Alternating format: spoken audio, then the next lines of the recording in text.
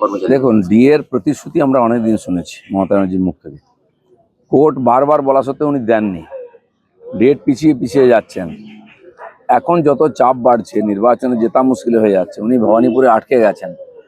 বাকি সরকারি কর্মচারী থেকে school teacher, SSC pass out সবাই যেভাবে বিরোধিতা শুরু করেছেন, আর বাংলার মানুষ চাইছে পরিবর্তন। এখন অনেক কিছুই ঘটবে। এখন ঠেলায় বিড়াল গাছে উঠতে আরম্ভ করেছে। উনি প্রতিশ্রুতি দিচ্ছেন, প্রতিশ্রুতি নয়, উনি ডিএ আগে দিয়ে দিন, তারপরে সরকার থাকবে কিনা ওনার ঠিক নেই, কে দেবে? এই যে সাপ্লিমেন্টারি লিস্ট প্রকাশ, মানে ভোটের আগেই নিষ্পত্তি করতে কি পরপর লিস্ট প্রকাশ, নাকি ধাপে ধাপে প্রকাশ করলে উত্তেজনা? দেখুন, নির্বাচন কমিশন কাজ করছে, আদালত পুরোটা দেখছে। আমরাও চাই যে প্রত্যেকটি জেনুইন ভোটারের নাম যেন লিস্টে এসে যায় ভোটের আগে, তারা যেন ভোট দিতে পারেন। সেই উদ্দেশ্যে পদক্ষেপ চলছে। অপেক্ষা করুন।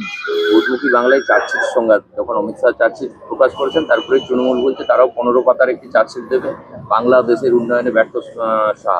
তিনি সমস্যা, মানে চার্জশিট সংঘাত। চার্জশিট খেয়ে এখন হুঁশ ফিরে গেছে টিএমসি। ওরা যে 50 পাতার চার্জশিটও করে কেউ শুনবে না, কারণ লোক চোখের সামনে দেখছে কি অত্যাচার অনাচার ওরা করেছে, 15 বছর লুট করেছে, খুন করেছে। তার জবাব ওদেরকে লোকের সামনে দিতে হবে।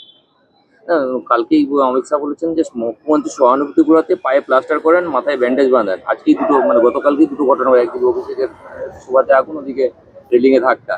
মানে কোথাও কি এগুলো কি দুর্ঘটনা, না কি বলবেন? না, কিছু তো দেখুন, এখন গ্রহ কুপিত হয়ে গেছে টিএমসির উপরে। যা ঘটনাগুলো ঘটছে, এটা তো কেউ ঘটাচ্ছে না। এই যে আরজিকর ঘটেছে, অন্যান্য, এগুলো আটকাতেও পারবেন না ওনারা।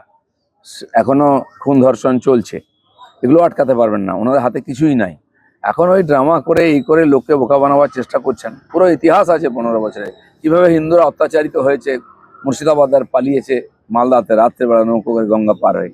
তার আগে সিএ যখন হলো, তখন কিভাবে আগুন জ্বলেছে সারা বাংলা জুড়ে। তারপরে ওয়াকফ বিল পাস হওয়ার পরে কিভাবে আগুন জ্বলেছে, অত্যাচার হয়েছে, হিন্দুদের বাড়িঘর মন্দির পোড়ানো হয়েছে, আমাদের পার্টি অফিস ভাঙা হয়েছে, সব দেখেছে লোকেরা। সুরক্ষা বলে, শাসন বলে কিছু নেই পশ্চিমবাংলায়। পুরো বর্ডার খুলে রাখা হয়েছে, ইচ্ছা করে অসহযোগিতা করা হচ্ছে যাতে বাংলাদেশিরা এসে এখানে ভোট দিতে পারে। এ সমস্ত কিছু লোকেরা দেখেছে 15 বছর, তার জবাব দেয়।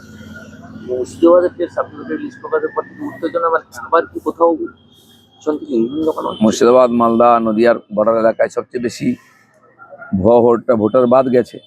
উত্তেজনা হবেই, কারণ ওরা ভেবেছিল ওই নাম দিয়ে সব জিতে নেবো, সেটা আর সম্ভব নয়। হাসপাতালের পরিষেবা নিয়ে বারবার প্রশ্ন চিহ্নের মুখে পড়তে হচ্ছে রাজ্য সরকারকে। ফের কেতুগ্রাম এবং চাঙড় ভেঙে শিশুর মৃত্যু, এদিকে আর্জি করে পরপর দুদিনের ঘটনা। মানে একদিকে স্বাস্থ্য পরিষেবা, আমি আগেই বলেছি, সরকারি হাসপাতালগুলো মৃত্যু ফাঁদ হয়ে গেছে। আপনি ঢুকতে পারবেন না, দুর্গন্ধ দূর থেকে চোখে নাকে আসে, শ্মশানের মতো। গিয়ে দেখবেন রাস্তাঘাটে কুকুর, মানুষ সব শুয়ে আছে, নিচের মেঝেতে শুয়ে আছে, বারান্দায় শুয়ে আছে, চারিদিকে নোংরা জল, দুর্গন্ধ চলছে, বাচ্চা চুরি হয়ে যাচ্ছে, কুকুরে নিয়ে চলে যাচ্ছে। কিন্তু পশ্চিমবাংলার হাল হকিকট হাসপাতাল এবং স্বাস্থ্য বিভাগের। তো তারপরে মানুষ তো বিরক্ত হয়ে গেছে এগুলো দেখে। না, মমতা ব্যানার্জি মুখ্যমন্ত্রী হয়ে কিছুদিন স্টান্ট দেখাবার জন্য বিভিন্ন হসপিটালে দৌড়েছিলেন, সুপারকে সাসপেন্ড করেছিলেন, কিন্তু কি হলো? এসব ডায়লগবাজি, এসব স্টান্ট। এখন আবার যেই কেস, তার চেয়ে খারাপ অবস্থা হয়েছে। ওনার ক্ষমতার মধ্যে নেই।